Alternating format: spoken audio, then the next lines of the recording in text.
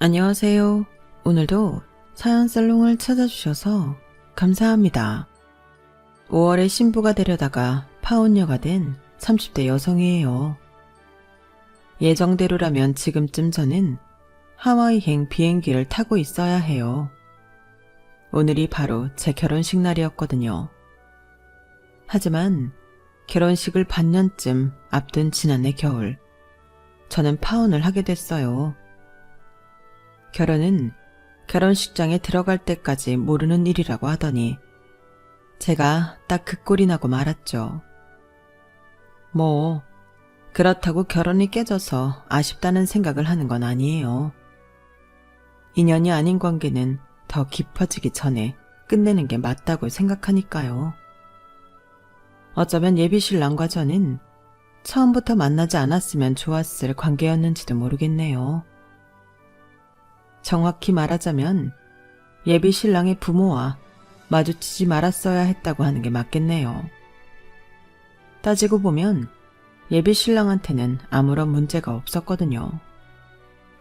그럼에도 일륜지 대사인 결혼까지 엎어야 했던 건 예비 시아버지가 저희 가족한테 너무도 큰 상처를 입혔기 때문이에요. 더군다나 남다른 가정사를 가진 저로서는 절대로 이해하고 넘어갈 수가 없는 상황이었죠. 인생을 살면서 만나게 되는 악연과 선연 중 최악의 악연이었던 예비 시아버지와의 사연을 들려드릴게요.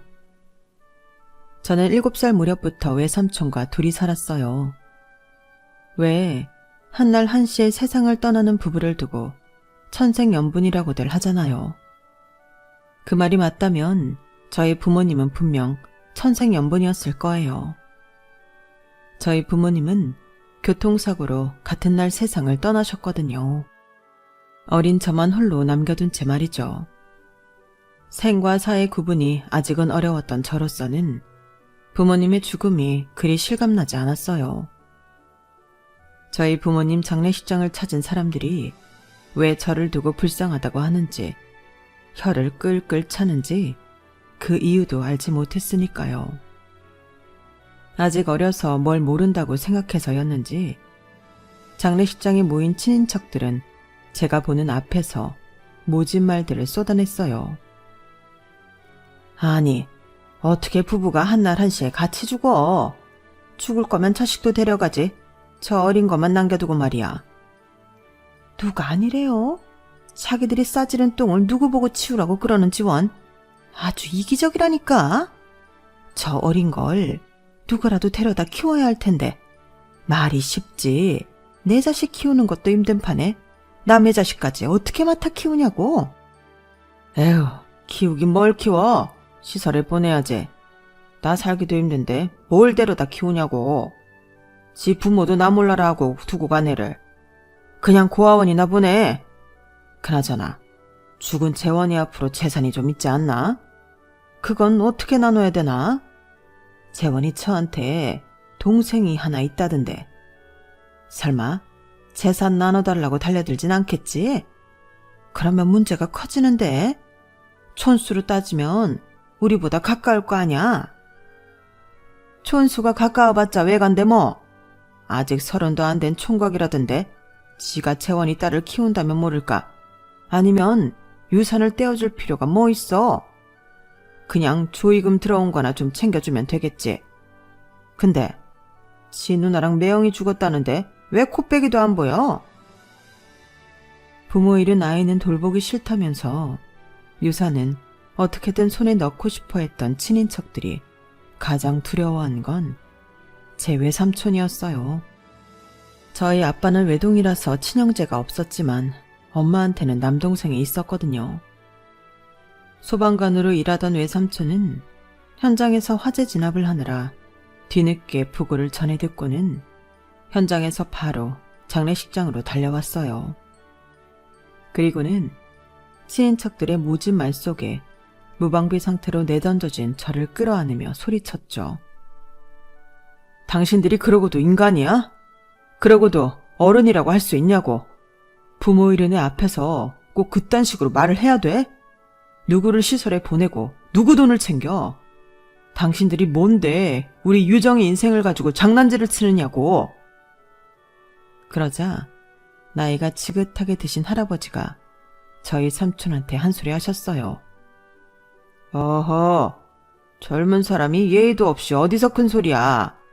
자네는 애비애미도 없나? 어디서 못 배운 놈 마냥 어른들한테 함부로 굴어.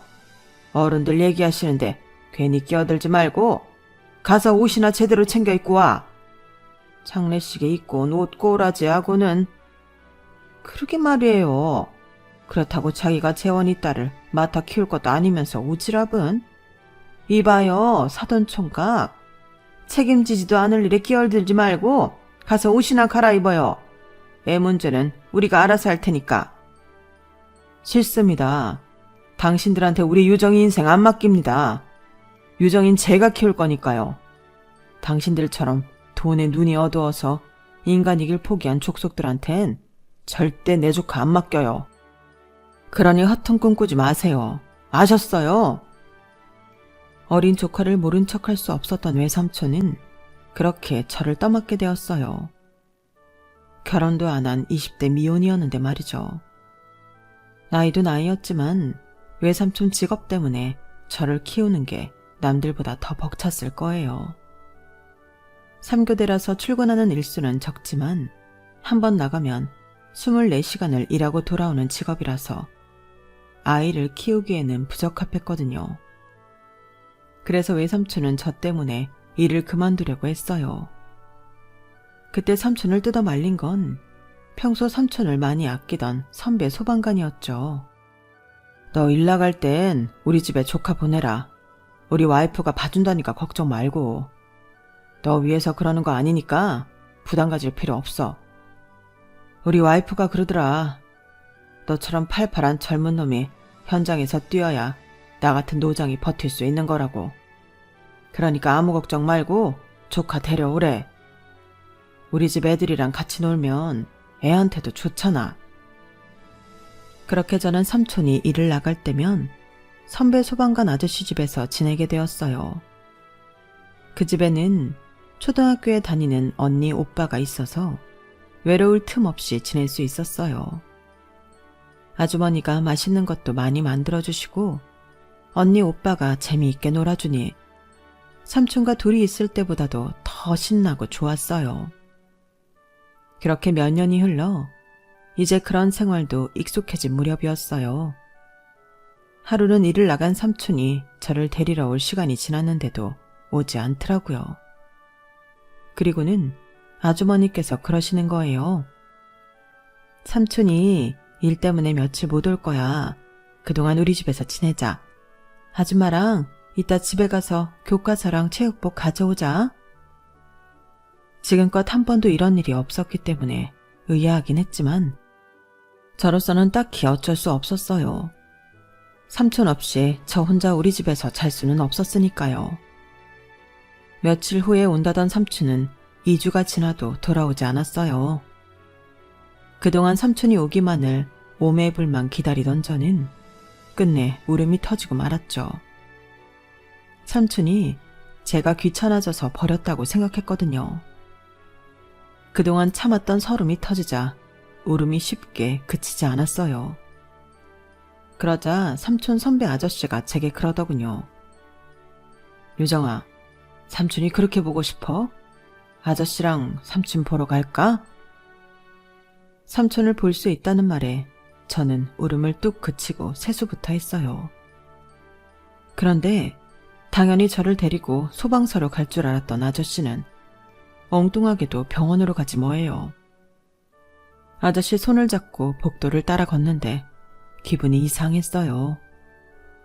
그렇게 병실 앞에 다다랐을 때 안에서 울음소리가 들렸어요.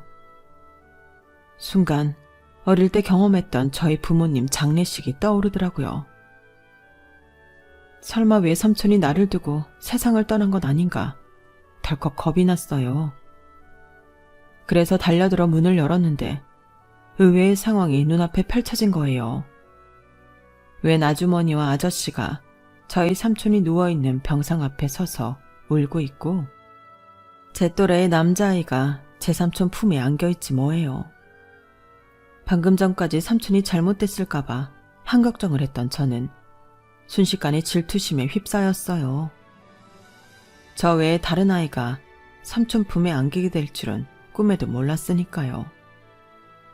그래서 달려가 그 아이를 삼촌한테서 떼어냈어요. 내 삼촌이야, 저리 가! 씩씩거리며 삼촌 앞을 가로막자 놀란 표정의 남자아이가 저를 빤히 바라보더라고요. 그러자 삼촌이 제 머리를 쓸어주며 말했어요. 유정아, 친구한테 그러면 안 돼. 삼촌한테 고맙다고 편지까지 써준 친구란 말이야. 삼촌 말을 들어보니 상황은 이랬어요. 화재 진압에 나섰던 삼촌은 공장 안쪽에 갇혀있던 꼬마 아이의 아빠를 구해주었고 구출 과정에서 삼촌이 어깨와 팔을 다치게 된 거였죠. 삼촌은 부상 정도가 심해서 2주 넘게 병원 신세를 지고 있고 애 아빠는 미비한 찰과상 정도만 입은 채 삼촌 병문안을 온 거였죠. 자신을 살리려다 심하게 다친 소방관 앞에서 눈물을 흘리고 있던 거였어요. 아내 역시도 미안함과 고마움에 눈물을 흘렸던 거고요. 제 또래의 남자아이는 자기 아빠를 구해줘서 고맙다며 불을 끄는 삼촌 모습이 담긴 그림 편지를 가져왔더라고요. 잠시 뒤 아이 가족이 병실을 나가자 그제야 삼촌은 저를 안아주며 씩 웃어 보였어요. 방금 전의 상황을 다 보았기 때문에 우리 삼촌이 훌륭한 일을 했다는 건 알았지만 그래도 붕대에 칭칭 감긴 채 깁스까지 한 삼촌 팔을 보니 기분이 썩 좋지만은 않았어요. 이제는 이 세상의 유일한 제 보호자이자 제 가족인 삼촌이 아픈 게 싫었거든요. 거의 한 달간을 병원에서 보낸 삼촌은 퇴원을 했지만 결국 외근직으로 출동을 나가지는 못했어요. 장애 등급이 나올 정도로 발이 완전히 망가졌거든요. 어깨에 입은 심한 화상도 화상이었지만 자유롭게 움직일 수 없는 팔 때문에 삼촌은 내근직으로 옮겨야 했어요. 덕분에 출동을 나갔다가 다치지 않을까 하는 걱정은 사라졌지만 그만큼 월급이 줄어들기도 해서 제가 중학교에 가던 무렵 삼촌은 소방관 일을 그만두게 되었어요. 그리고는 그동안 모아놓은 돈과 예전에 저희 가족이 살던 집을 정리했던 돈을 합해 치킨집을 차렸어요. 처음엔 삼촌 혼자 가게를 운영했는데 아무래도 파란 쪽에 불편하다 보니 홀에 직원을 쓸 수밖에 없었어요. 그때 홀 직원으로 들어온 사람이 훗날 저희 외숙모가 되었고요. 삼촌은 처음부터 외숙모한테 흑심을 품고 직원으로 채용을 한 거지만 외숙모는 삼촌한테 전혀 관심이 없었어요. 삼촌 혼자 소가리를 하는 걸 보다 못한 제가 끼어들어 두 분을 연결해드렸죠. 외숙모랑 제가 친했거든요. 저처럼 가족이 없던 외숙모는 저를 친구처럼 편하게 대해주셨어요. 삼촌이란 싸운 날엔 저한테 삼촌 흉을 보기도 하고 제 연애 상담도 해주곤 했죠. 남들은 제게 외삼촌 집에 얹혀 살면 눈치 보이지 않냐고 했지만 솔직히 그런 건 전혀 없었어요. 때때로 조류 독감 때문에 가게 장사가 안 되기도 하고 월드컵 특주를 맞아 온 가족이 풀동원 될 정도로 매출이 늘기도 했지만 살림살이는 그냥 딱 먹고 살기에 부족하지 않을 정도였어요.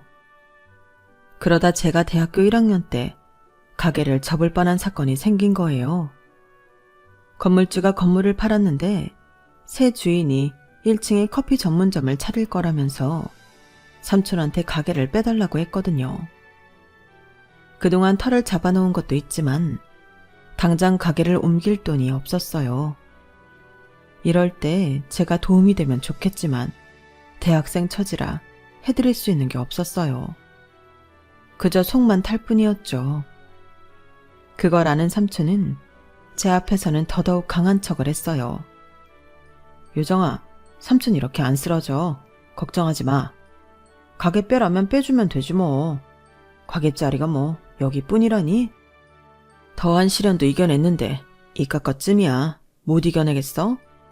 자리 알아보고 있으니까 조만간 다시 가게 시작할 수 있을 거야. 그러니까 넌 공부나 열심히 해. 학점 잘 만들어 놔야 취업할 때 수월하지. 너 번듯한 직장 들어가서 멋진 남자 결혼까지 시켜야 내가 우리 누나랑 매형 앞에 면이 설 거 아니니.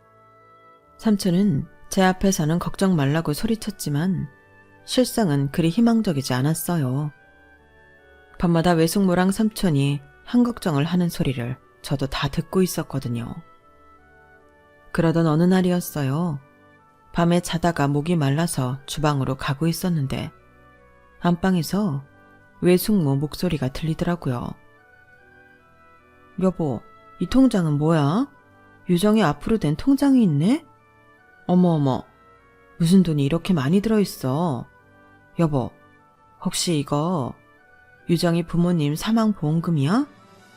맞지? 그럼 차라리 유정이한테 말하고 이 돈 좀 빌려 쓰자. 이 돈이면 우리가 봐둔 가게로 충분히 옮길 수 있잖아. 그러자 삼촌이 버럭 화를 냈어요. 이 사람이 무슨 소리를 하는 거야? 이 돈은 안 돼. 내 누나랑 매형이 유정이 앞으로 남긴 목숨값이라고. 이건 유정이 결혼자금으로 쓸 거야. 비록 부모 없이 자랐어도 남부럽지 않게 혼수며 예단 챙겨서 보낼 돈이라고.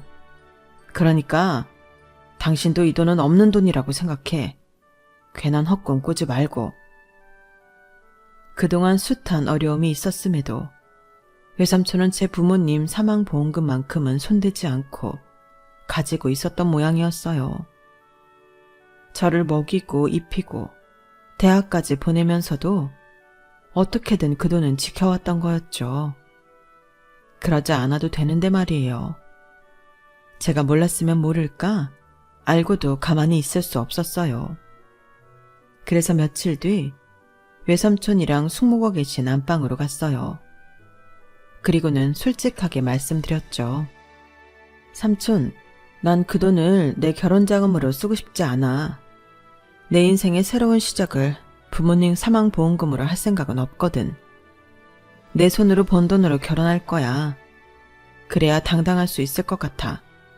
그러니까 보험금은 삼촌 가게 구하는 데 써줘. 삼촌이 열심히 돈을 벌어야 나 대학 등록금도 대줄 거 아냐. 나 여기서 학교 그만두게 할 거야? 삼촌은 그 돈 받을 자격 있어.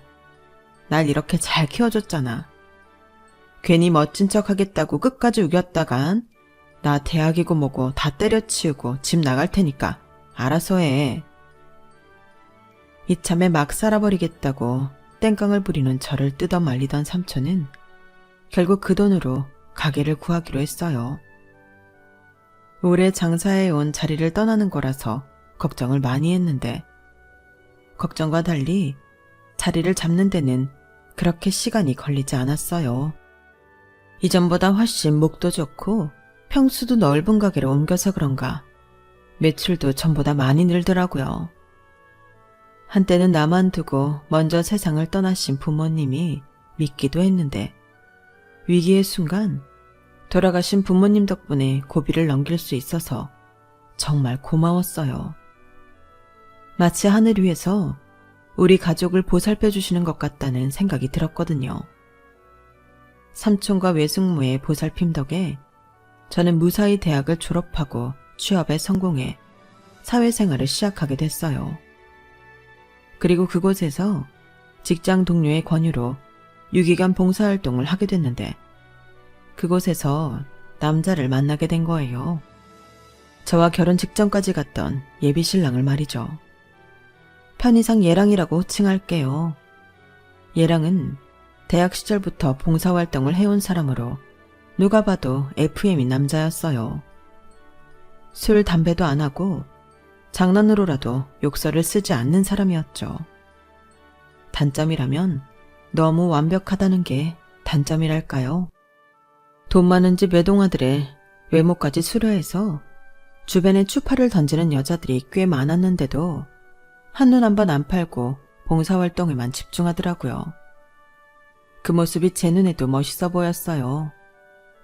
처음엔 회사 동료 때문에 반강제로 시작한 봉사활동이었는데 언젠가부터 얘랑을 볼 수 있다는 생각이 들떠서 모임에 출석을 하게 되었죠. 물론 경쟁자들이 하도 많아서 섣불리 먼저 대시를 하지는 못했지만요. 같이 봉사활동을 하는 얘랑의 대학 동기 말에 따르면 얘랑의 아버님이 부동산으로 큰 돈을 번 분이라고 하더군요. 가지고 있는 부동산만 해도 수백억은 될 거라나요. 그에 반해 얘랑은 경찰을 몰고 다닐 정도로 소박한 편이었어요. 그러면서도 유기견들을 위해서라면 수백만 원에 달하는 사료비도 선뜻 내곤 해서 더 사람이 멋지게 보였죠. 늘 그렇듯 얘랑 주변을 알짱거리며 속마음으로만 다가갔던 저는 뜻하지 않게 얘랑의 차를 얻어 타게 되었어요. 그것도 단 둘이 말이죠. 심장이 어찌나 빨리 뛰던지 혹시 밖에 들리지 않을까 걱정이 될 정도였지만 겉으로는 무척이나 담담한 척 행동을 했어요. 다행히 얘랑이 편하게 먼저 말도 꺼내주고 자기 관심사나 소소한 농담을 던져줘서 불편하지 않게 차를 타고 갈 수 있었죠. 그런데 차를 타고 가던 중에 얘랑이 그러는 거예요. 유정씨 꿈은 뭐였어요? 글쎄요. 딱히 꿈을 가져본 적이 없어서 모르겠는데요.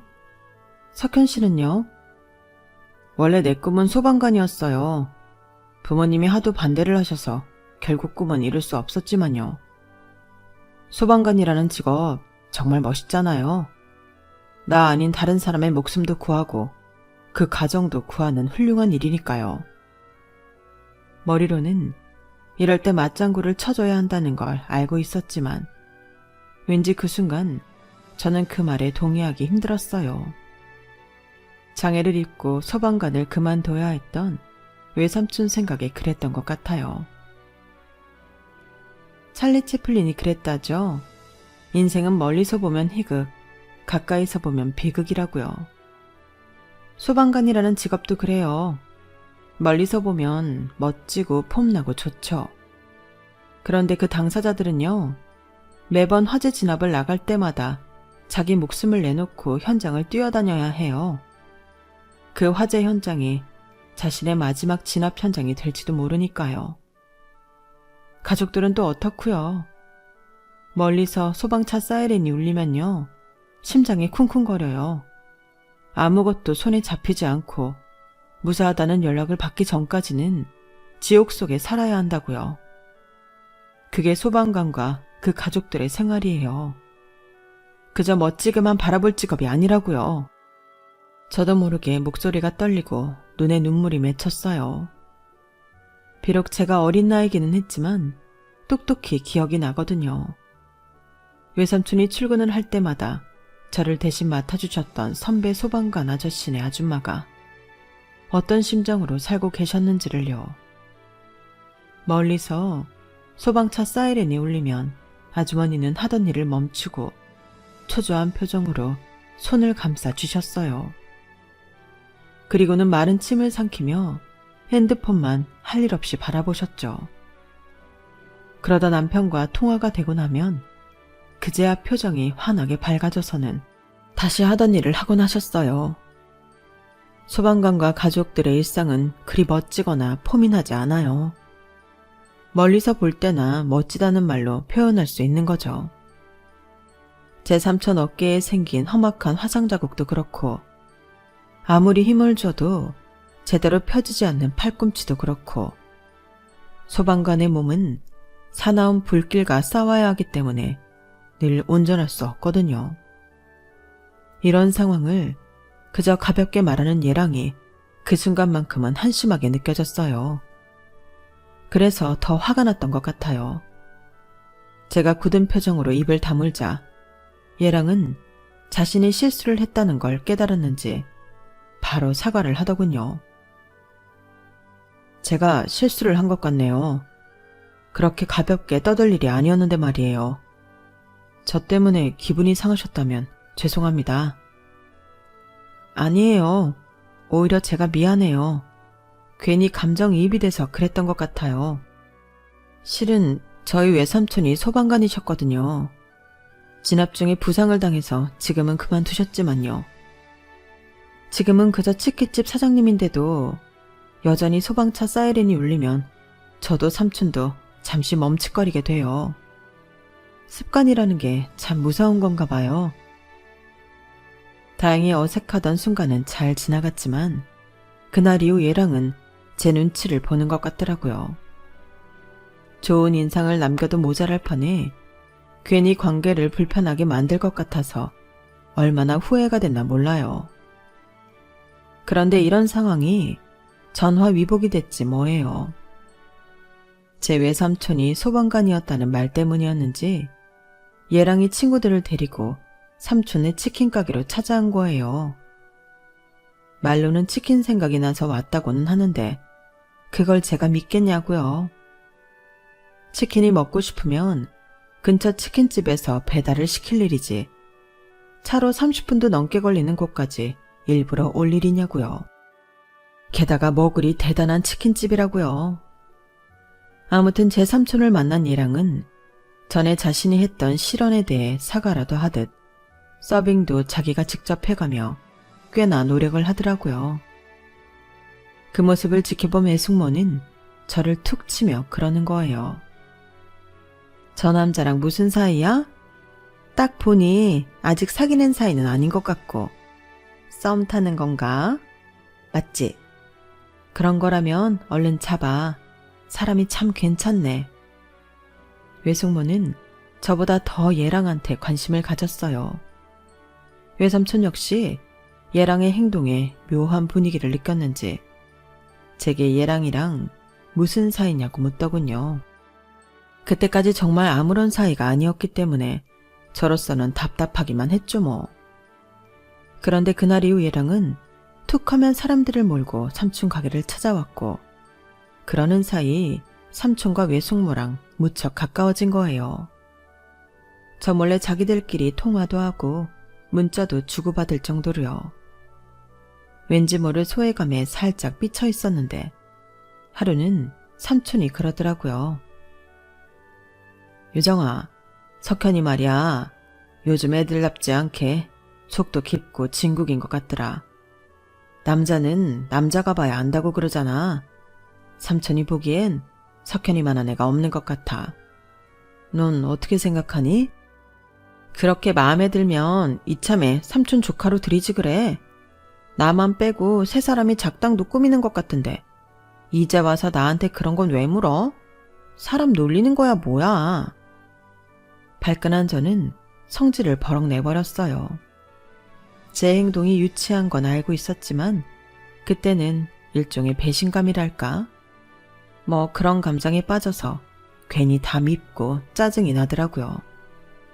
그런데 그 일이 있고 며칠 뒤 얘랑이 연락을 했더라고요. 퇴근 후에 만날 수 있냐고요. 혹시 삼촌한테 무슨 얘기를 들은 게 아닌가 싶어 얼굴이 화끈거리기는 했지만 언제까지고 피할 수만은 없을 것 같아서 일단 약속 장소로 나갔어요.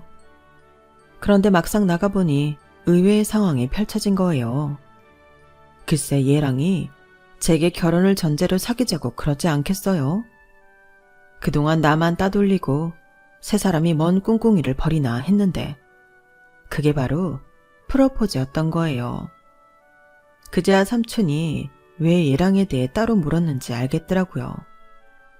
순간 너무 창피해서 얼굴이 발갛게 달아올랐어요.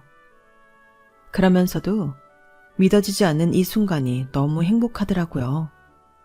그래서 얼른 오케이 사인을 날렸죠. 그렇게 시작된 연애는 3년 가까이 이어졌고 그러는 사이 얘랑은 처음부터 우리 집 식구였던 것처럼 완전 가족처럼 지내게 되었어요. 외삼촌이 한쪽 팔을 못 쓰시기 때문에 무거운 물건을 옮길 때면 얘랑이 도맡아 하게 됐고 여름 휴가를 떠날 때면 당연히 얘랑도 함께 가는 게 당연하게 여겨질 정도였어요. 그리고 드디어 우리가 계획했던 결혼 자금이 모아지자 예랑 부모님께 인사를 드리러 가게 되었죠. 예랑이 잘 사는 집 아들이라는 얘기는 진작부터 들어서 알고 있었지만 막상 그 집에 가보니 그제야 실감이 나더라고요. 연예인들이 많이 산다는 그 유명한 한남동 땡땡빌리지를 저는 그때 처음 가봤거든요. 따뜻하게 맞아주시는 어머님과 달리 아버님은 처음부터 저를 탐탁치 않게 여기시는 게 눈에 보였어요. 막장 드라마에서 예비 시어머니들이 예비 며느리 구박하는 건 봤어도 예비 시아버지가 그러는 건 처음이라 당황스럽더라고요. 머리부터 발끝까지 살피시던 아버님은 못마땅하다는 듯 혀를 차셨어요. 그 모습에 예랑이 자기 아버지께 뭐라고 했지만 인사를 마치고 집을 나올 때까지도 아버님의 태도는 여전히 삐딱했어요. 어릴 때 부모님이 사고로 돌아가시고 외삼촌 손에 자랐다고 했더니 대뜸 그러시더라고요. 하물며 걔도 사랑받고 자란 것들은 달라. 녀석들은 사람을 보면 꼬리를 치거든. 그런데 사랑을 못 받고 자란 걔들은 말이야. 사람을 보면 짖는다고. 얘냐? 겁나니까. 사람이라고 다른 줄 알아? 부모 사랑받고 자란 애들은 표정부터가 달라. 우선 석현이를 보면 알잖아. 그런데 그쪽은 딱 봐도 부모 사랑 못 받고 자란 티가 난단 말이야. 얼굴에 수심이 가득한 게 잔뜩 겁먹은 표정이잖아. 그런 얼굴은 되게 빈곤한 사람들한테서 나오는 법이야. 우리 집이랑은 안 맞는 인상이라고. 적어도 우리 집에 며느리로 들어오려면 귀한 상이어야지. 그렇고 말고. 아버지, 무슨 그런 말도 안 되는 소리를 하세요. 요정이 누구보다 가족들한테 사랑받고 자란 애예요. 시부모님 될 분들한테 처음 인사드리러 오는 자리인데 어떻게 마음 편하게 올 수 있겠어요. 걱정되고 겁먹는 건 당연한 거죠. 특히나 아버지처럼 사람 앞에 두고 함부로 말하는 분이라면 더더욱 그렇다고요. 그리고 우리 집에 뭐 얼마나 대단한 집이라고 그러세요? 부동산 투기해서 건물 가지고 계신 게 그렇게 자랑스러우세요? 개발 들어가는 땅에 알바기 해놓고 남들한테 피해 줘가며 계약 질질 끈 덕에 돈 좀 버신 게 그렇게 당당하시냐고요. 솔직히 저는요, 아버지가 살아가는 모습이 너무 창피해요. 다른 사람들은 몰라도 아버지는 그러면 안 되는 거잖아요. 그분한테 미안하지도 않아요? 아빠 때문에 그분은 자기 꿈까지 버리게 됐는데. 이 자식이, 너 그 입 안 다물어. 그 사람 얘기가 여기서 왜 나와? 그리고 내가 뭐 어때서? 이만하면 남들보다 잘 살아온 거지. 난 하나도 창피할 거 없어. 내가 30대 때 죽을 고비를 넘기고 나서 생각한 게 뭔지 아냐? 언제 끝날지 모르는 인생, 하루를 살더라도 제대로 대접받으며 인간답게 살자. 그거였다. 내가 그날 물류창고에서 사고를 당할 뻔한 것도 따지고 보면 나한테 돈이 없어서 그랬던 거 아니겠냐?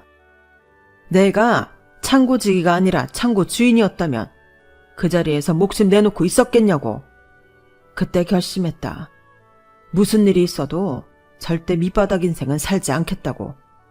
그래서 죽어라 돈 벌었고 남들보다 발빠르게 움직인 덕에 재산도 이렇게 불릴 수 있었던 거야.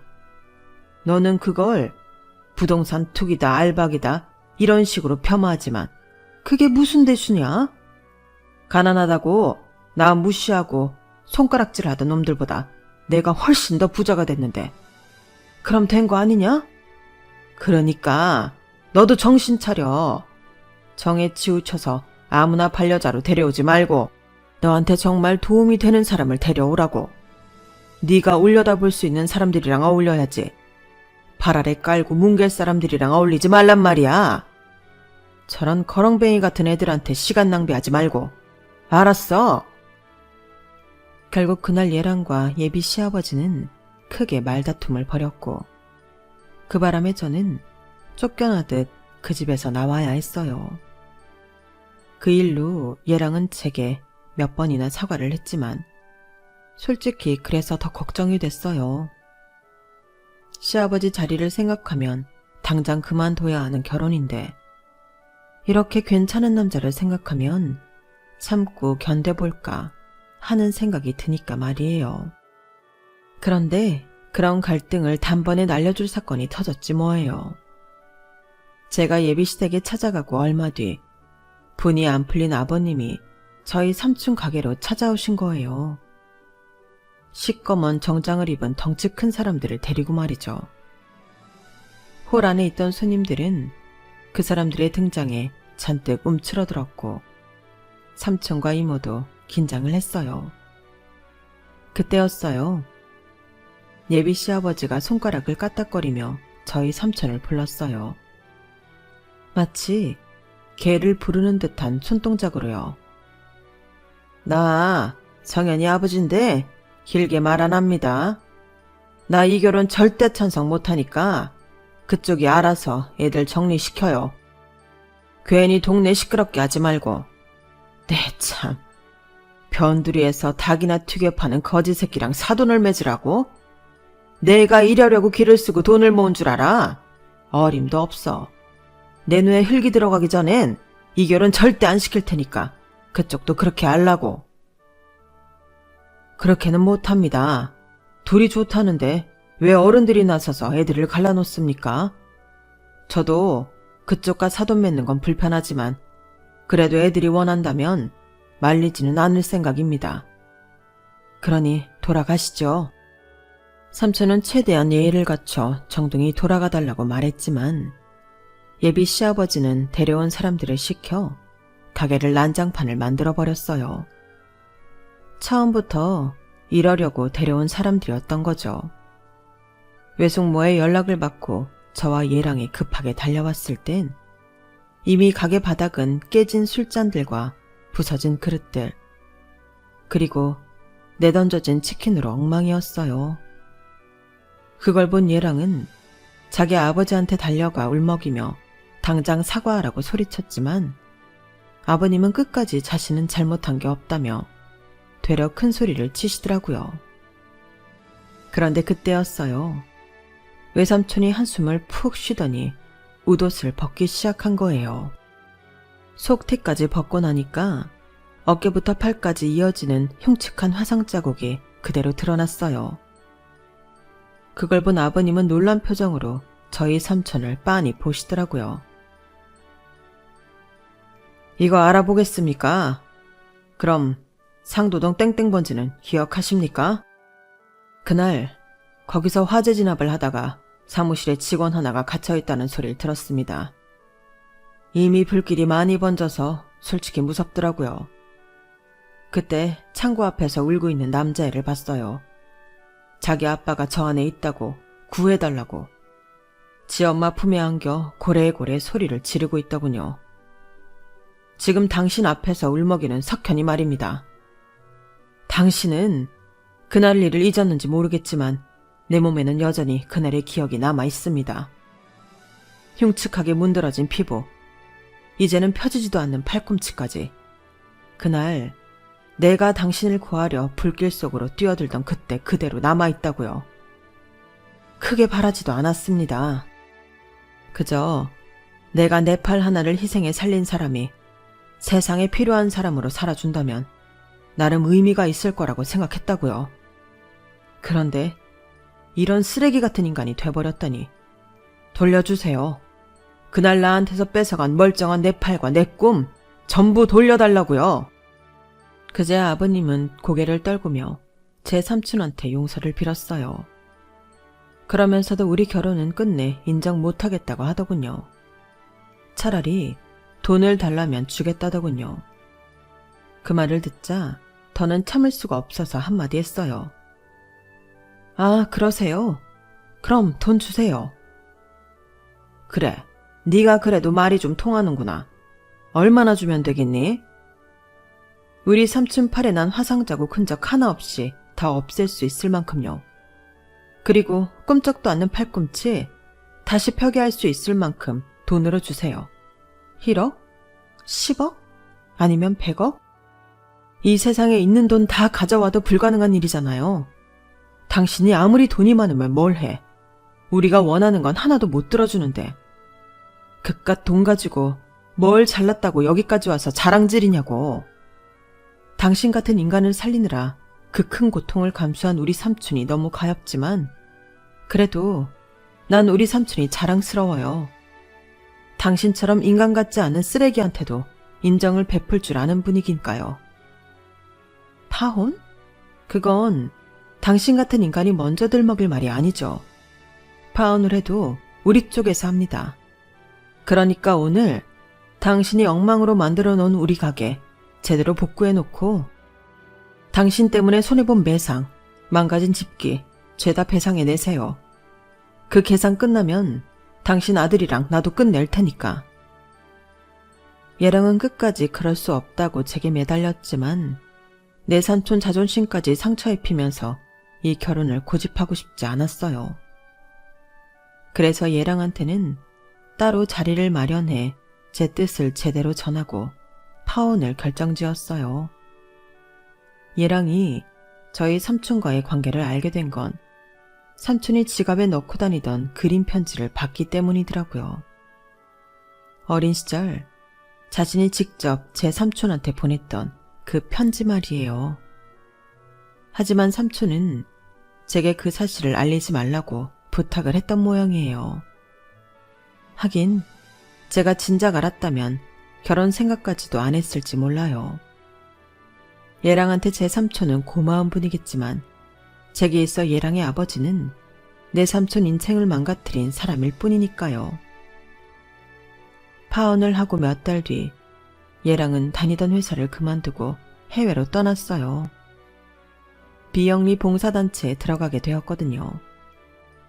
얘랑의 아버지는 자신과 연을 끊은 채 돈도 안 되는 봉사활동을 하겠다고 회사까지 그만둔 아들 때문에 자리 보전하고 누웠다고 하더군요. 거기다 아내한테는 이혼 소송까지 당했고 말이죠.